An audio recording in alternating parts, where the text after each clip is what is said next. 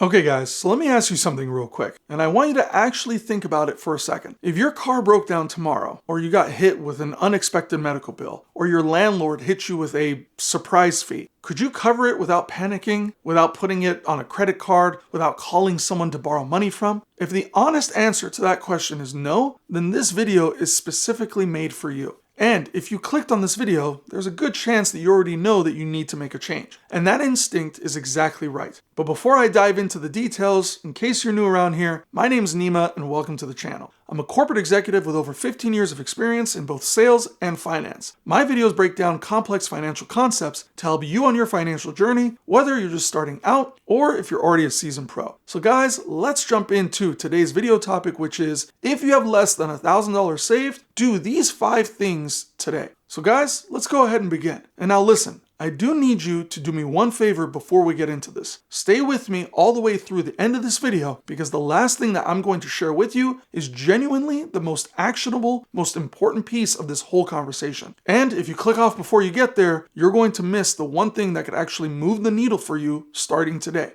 And guys, I don't say that lightly. So let's not waste any more time. Let's get into it. So let's take a second and just be completely real about what's happening out there. Because I think that a lot of people feel like they're the only ones struggling. And I want you to know that that is absolutely not the case. Right now in 2026, 34% of Americans, and just to let you know that's 88 million people, say that they are either struggling or in a full financial crisis. About 52% of adults say that they're worrying about money every single day, and more than half of the country is living paycheck to paycheck with no real cushion underneath them. Prices are still about 25 to 26% higher than they were even before the pandemic, and wages for most people have not kept up with that increase. And now with the war in the Middle East driving oil prices over 40% in just 1 month, the pressure on everyday household budgets is getting even tighter. Guys, just to let you know, credit card debt in this country has just hit $1.28 trillion,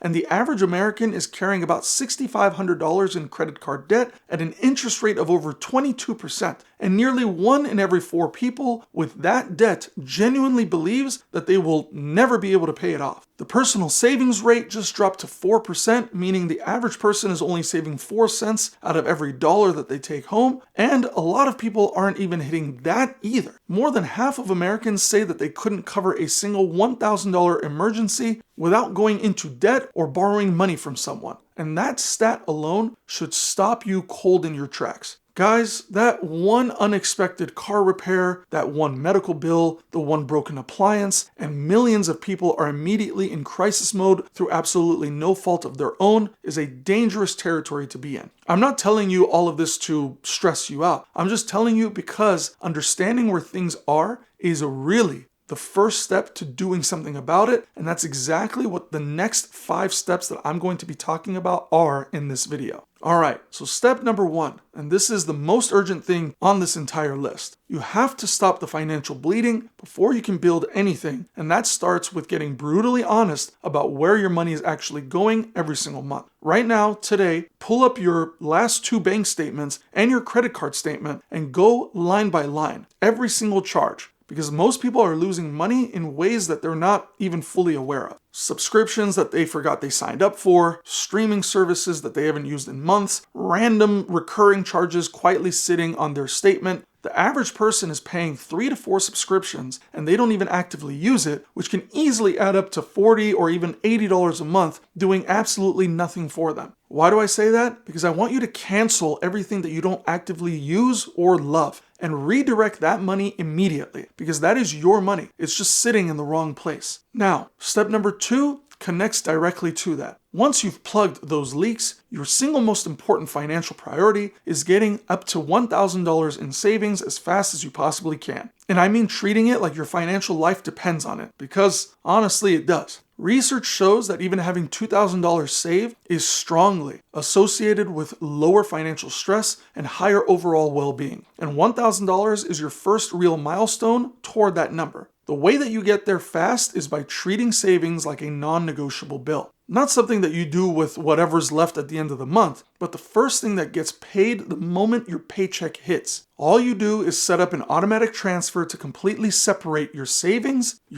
account the day that you get paid. Make it invisible, make it automatic. Even $25 a week gets you $1,300 a year. That amount matters way less than the consistency. And once that habit is locked in, everything else starts to build on top of it. Now, step number 3. Once you have that $1,000 emergency fund in place, your next move is to go after your highest interest debt with everything that you've got, because credit card debt at 22% interest is one of the most financially destructive forces in your life right now. And every single month that you let it sit there is costing you real money. Let me give you a concrete example so you really feel this. If you have $6,500 in credit card debt and you only make the minimum payment every month, it will take you over 7 years to pay it off, and you will pay an additional $6,400 in interest on top of what you already owe. Meaning that you essentially pay for that debt twice. And that money should be going towards your future, your savings, your family, not into a bank's pocket. The strategy that best works for most people on a tight budget is called the avalanche method. I want you to list all of your debts from highest interest rate to lowest interest rate. Put every extra dollar that you can find toward the highest interest rate first and make minimum payments on the rest. When that first one is gone, roll that payment into the next debt and so on. And the momentum that builds as each one gradually disappears is both powerful and genuinely motivating. Right now, with credit card rates at all-time highs, this is not optional, it's urgent. Nearly 61% of people with credit card debt have been carrying it for at least a year, up from 53% just last year. And the longer it sits, the harder it is to dig out from under. And look, if you're only making minimum payments right now, I want you to understand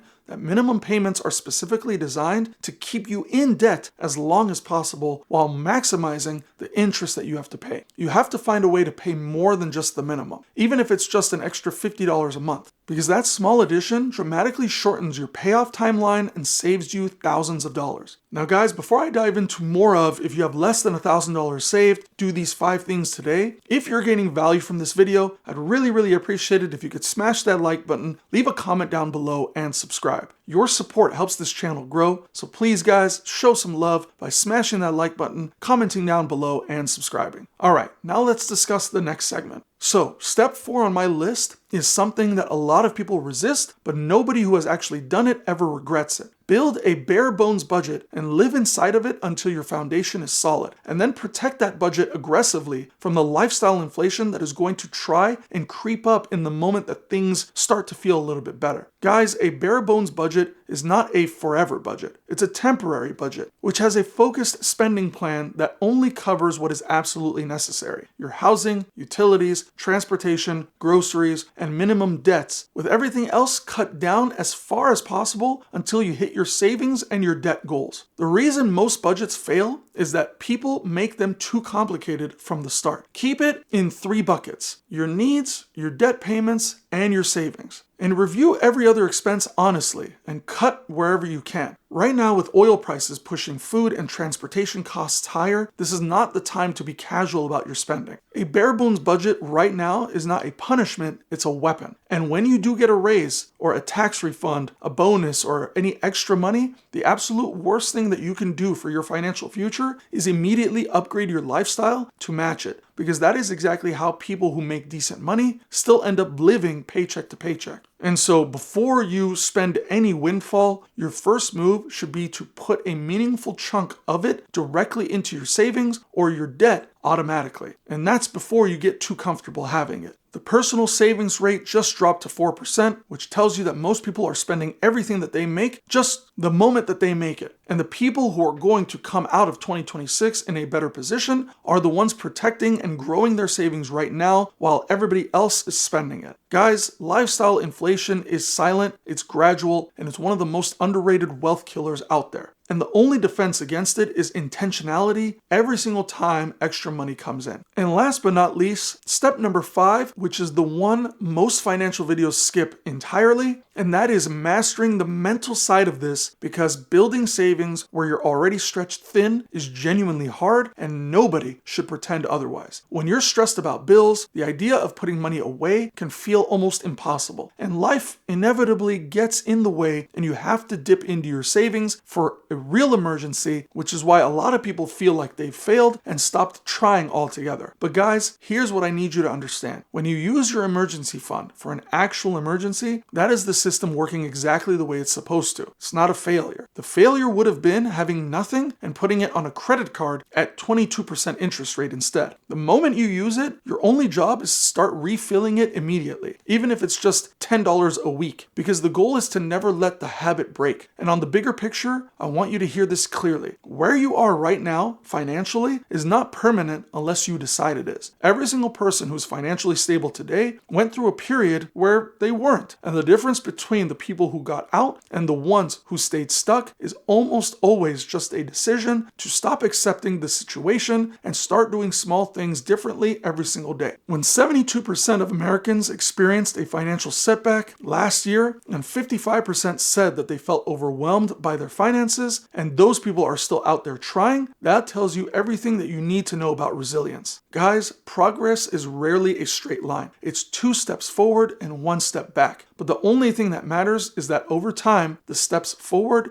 outnumber the backward ones, and that you never stop moving. All right, guys, so I promised you I was going to save the most important thing for the very end, and here it is. So make sure that you don't miss this. If you have less than $1,000 saved right now, here is the most single important powerful thing that you can do today. Literally today, before you go to sleep tonight, open a completely separate high-yield savings account, not at your regular bank, but at a separate one, and set up an automatic transfer from your checking account for whatever amount that you could realistically commit to every single week. The amount itself matters way less than the automation portion, because when saving is automatic, it happens whether you feel motivated that day or not. And when it requires a conscious decision every single week, life will get in the way and it won't happen for you. Right now, some online high-yield savings accounts are still paying around 4 to 5% annually, which is dramatically better than the 0.39% national average at a regular bank. And having that money in a completely separate account means that you're not staring at it every day alongside your spending money, which makes it much less tempting to touch. But here's the bigger picture that I really want you to walk away with. The gap between people who have a financial cushion and the people who don't is not just about money. It's about options. It's about stress levels. It's about the ability to say yes to an opportunity when one shows up instead of saying no because you're already at the limit. Guys, getting from $0 to $1,000 changes your life in a real way. Getting from $1,000 to $5,000 changes it again. And getting from 3 to 6 months of expenses saved changes it in a way that is very hard to describe until you actually feel it. Because for the first time, life stops feeling like something that is happening to you and starts feeling like something you are actually in control of. That is what we are building together on this channel, and if this video gave you even one thing that shifted how you think about money, then it did exactly what it was supposed to do. Guys, I want to thank you for watching this video all the way through. Please subscribe so you don't miss the next one. I tend to post videos every other day, and drop a comment down below and tell me where you are in your savings journey right now. Do you have $1 saved, $10, $100, $1,000, $5,000? Let me know in the comments below. And please, share this with someone in your life who needs to hear it, because you never know whose life you might be able to change with saving money. Guys, I want to thank you for watching this video again all the way through. I'll see you guys in the next video.